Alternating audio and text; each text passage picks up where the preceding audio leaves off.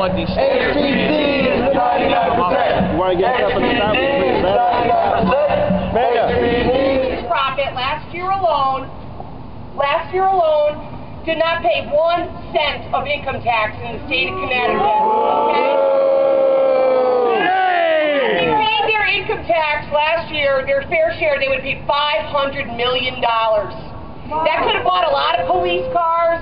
That could have bought. I work at UConn. I have 3 ear models. None of them have all their parts. Okay, I'm not even kidding. I'm a biophysicist and a geneticist, and I work at UConn. I'm a professor at UConn. There is no money in science. If these people paid their income tax, we might have something at UConn. All right, Bank of America basically represents the worst of this corporate greed situation that we see. I was yelling from up on the top. In 2010, Forbes called them the 3rd largest corporation in the world. They bought Merrill Lynch. They made billions upon billions. They paid no federal tax in 2010 and manipulated their money to the tune of getting $1 billion back from the U.S. government. $1 billion. 3rd largest corporation in the world. It's this kind of tax structure, it's this kind of situation that allows the top 1% to have their income increase by 200+% since 1979, while the rest of us are left holding nothing. This is what I wrote. Our ignorance is their power. The more we know, the more we protest, the more we get together, the less they can do this stuff and get away with it. Yeah. Manipulate the masses and pay no federal taxes. That's what they do. Thank you.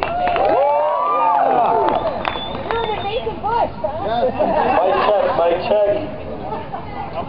Okay, so the call is to get the state of Connecticut out of BOA, also the city of Hartford out of BOA.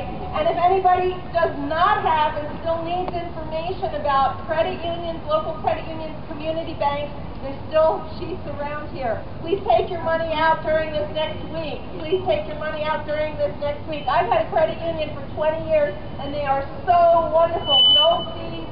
Sorry. No fees, and they help me constantly. It's the best place to put your money. Please do that. People Reaching for a pussy because it's time for me to see. Twisted facts flying everywhere. It's time for you to pay your share. Have the chance to get it right. It's time for us to join this fight. If we stand idly by, then the misinformation will multiply.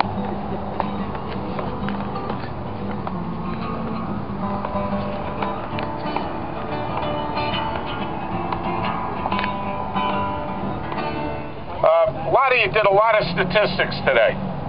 There's a couple of little kids here, 8, 9 years old. 100 years ago, they'd be in the factories right now. This is a Saturday. We'd all be working. We wouldn't have time to come out here. And what happened is the labor movement happened. It grew. It fostered. It went out. It fought for workers' rights. Then 1929 happened. Things fell apart, and a people's movement was born.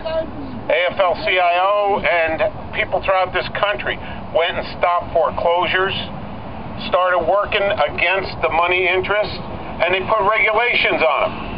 And then we had a guy come to us in the 1970s and early 80s to try to convince us that we needed to get more trickle-down economy, that if we gave the rich people more money, they'd improve this economy. That has not happened.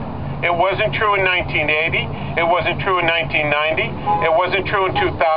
It's not true in 2011. It trickle down means trickle on us. We've got to fight that. And that's the way that this system works. We've got to put the regulations back on the banks, put the regulations back on Wall Street, and we have to make them pay their fair share. And if we don't do that, these 7, 8, 9-year-olds you see walking around with us today, they're going to be back in the factories. If we don't stand up to the special interests, this is what's going to happen.